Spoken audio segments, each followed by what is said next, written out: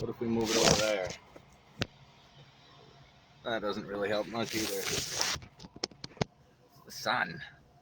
Anyways, what if I don't know what's causing that.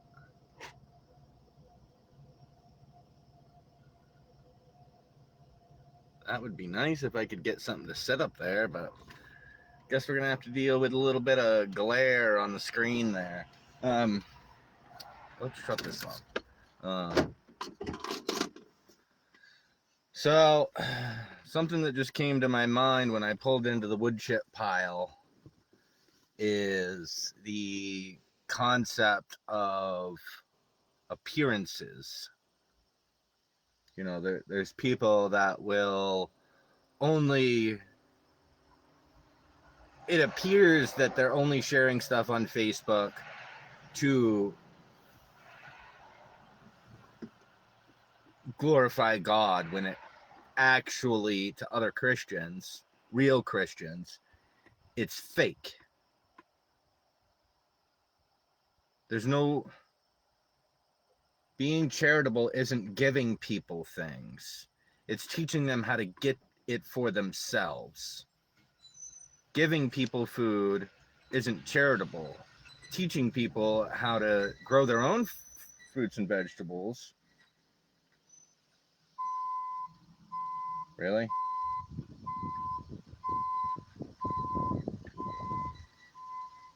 So much for that idea, God.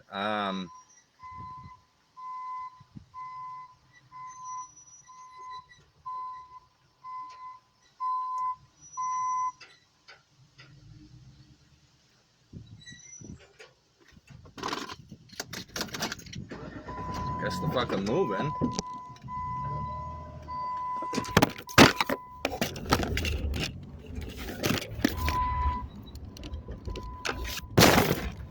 Sorry if I swore, but these guys are idiots. Came within inches of hitting my grandmother's car. That was ignorant. Really ignorant.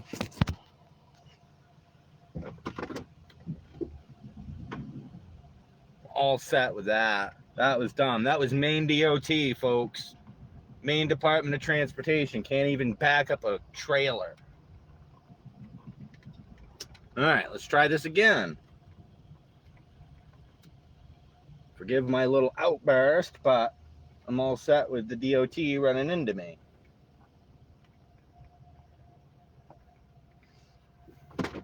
Alright, back to what I was talking about. There are people out there, whether they know it or not, are sharing things on social media to glorify themselves over God. You know, there's people out there that say, and somebody's going to get hurt. Don't tag me in this. It's not, I only share stuff on my Facebook and events. And well, this is what we're called to do, is have intentional community with each other, not, you know, spend the afternoon with some Christian friends. We're meant to live in community with each other every single day, day and night. The Jews do it. The Amish do it. The Mormons did it for a long time. Why isn't Christianity doing it?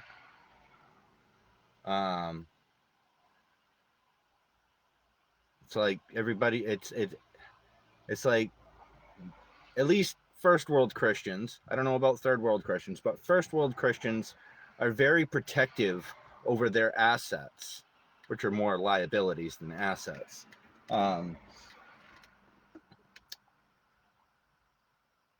You know, Jesus told the rich young ruler, sell everything you have and follow me.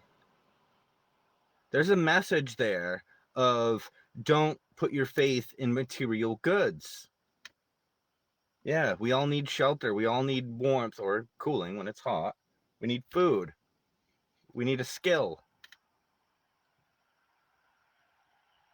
My skills have come from necessity, where I want them to come from my natural ability, whether that's raising some chickens or organizing a community or talking to people about it.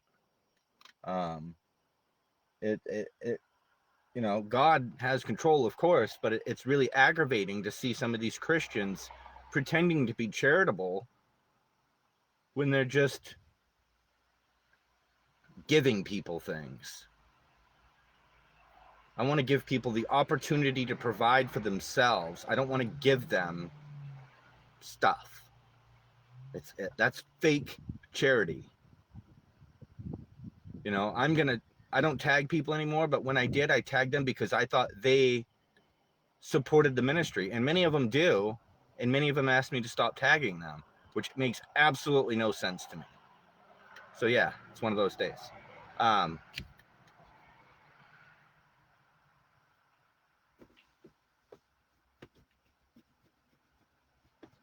Looks like I got a good pile of wood chips. Oh, I got to go through my little, not script, but what I say just about every time is, if you guys are interested in communicating with me about what a faith-based intentional community could look like, or ways people could help, or just to clarify where I'm trying to go with this, message me, contact me. If you're interested in what's happening with the wood chips, every time I'm here, I go live, whether it's for 7 minutes or 15 minutes or 45 minutes. And then when I get home, after I put the wood chips where I'm going to put them, well, before I dump them at the house, I take a little clip. And then after I'm done, I take a little clip so everybody can see the progress that's being made. Because eventually, someday, the 2 acres that we're on, or 1.7, is going to be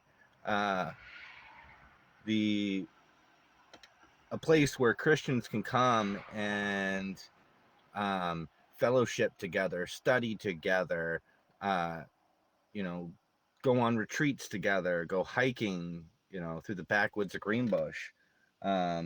Maybe someday the 10 acres that my grandmother owns will open up so that we can expand a little bit. um,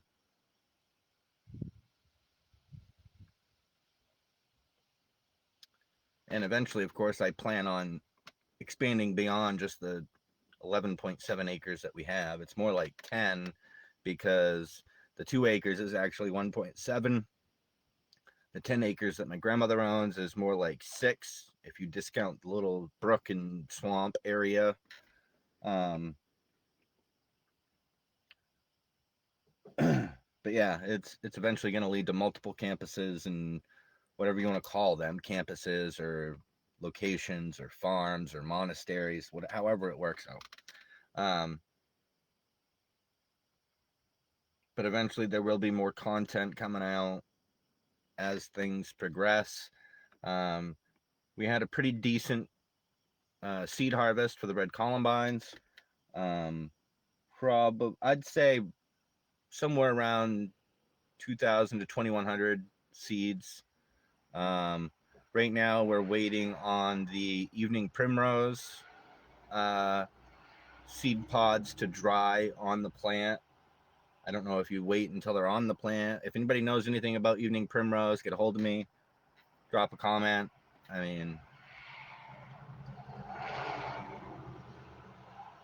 and as some viewers know, the wood chip process is me practicing for wintertime. That way, when I go to shovel snow, I'm not exhausted. I have some stamina. This is technically my 3rd job of the day. Of course, I work for Quality Automotive in the mornings, a little bit every once in a while for John O'Neill over at O'Neill's Power Equipment in Holden. This is for me. This is for the farm, however you want to look at it. Every once in a while, I flip some furniture here and there, whenever I can get it for free. If it's decent stuff.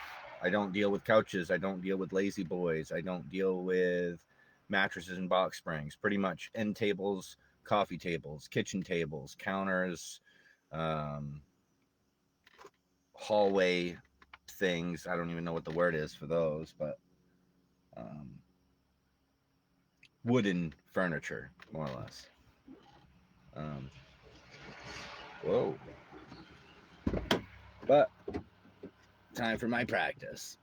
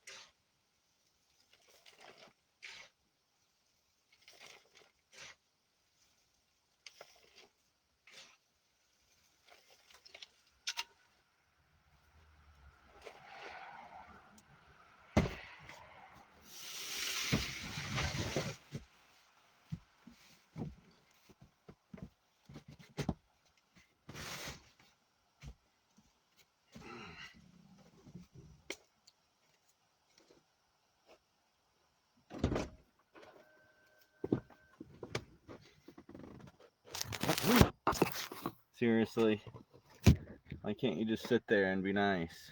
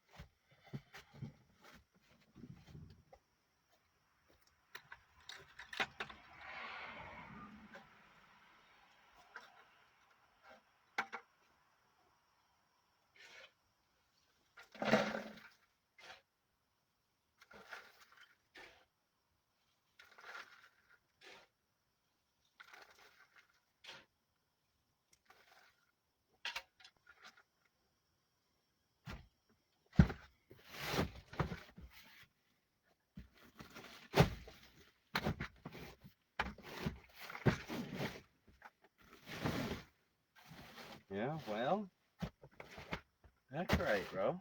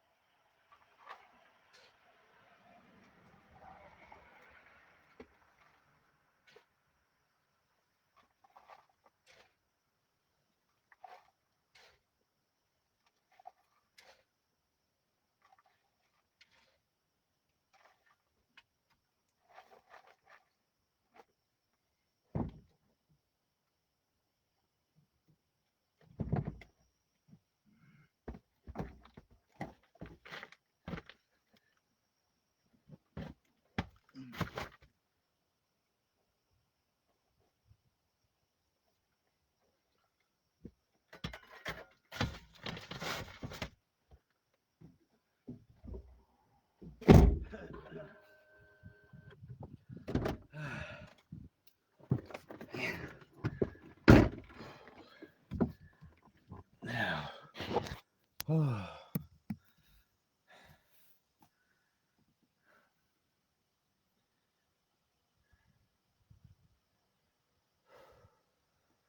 it's not as warm, but it is 70 degrees. There's a lot of humidity coming off of that wood chip pile too. Dries out my voice box.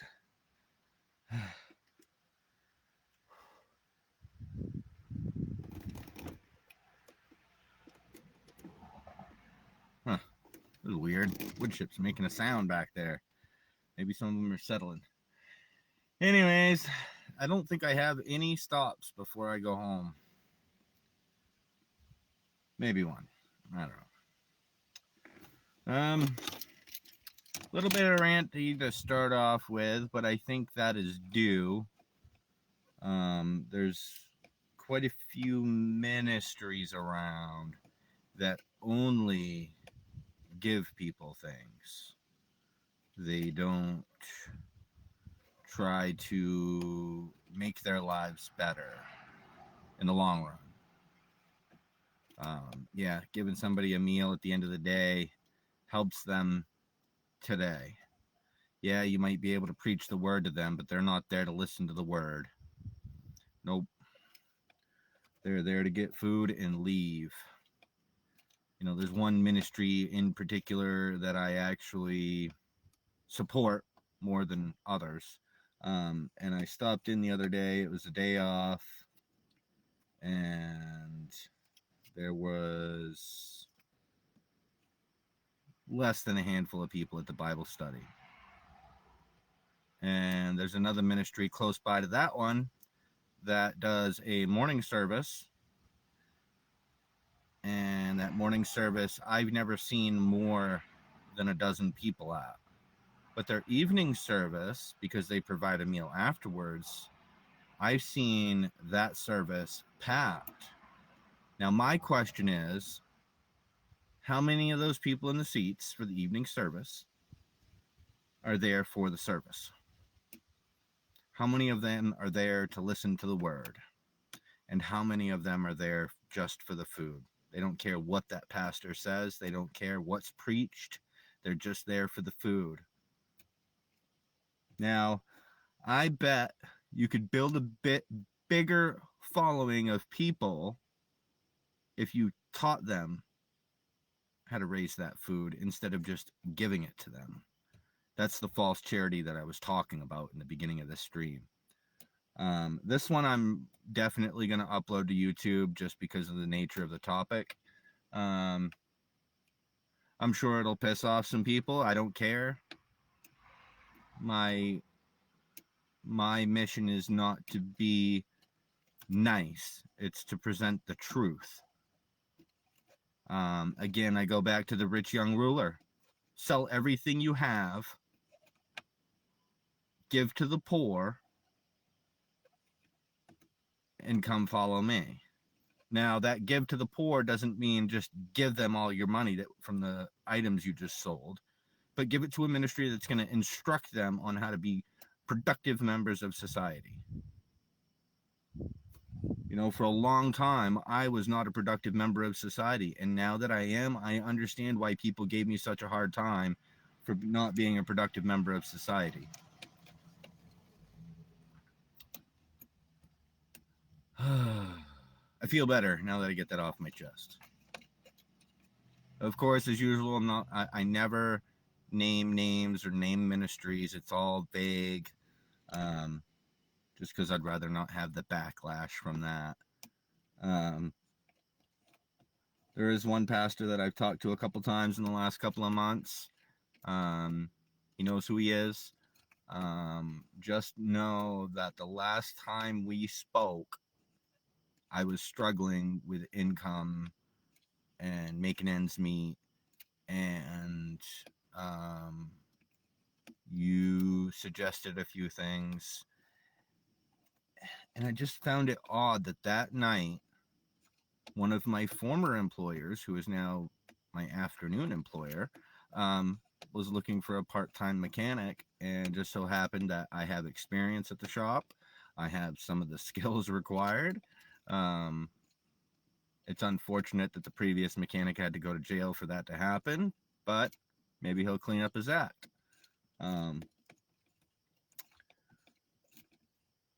Yeah, it's been a productive day, and I don't think I'm done yet. It's only 3:30. It's still daylight out, so I am gonna go gallivanting up the road. God loves you. May He bless you in everything that you do this afternoon, and you'll see me in the next one.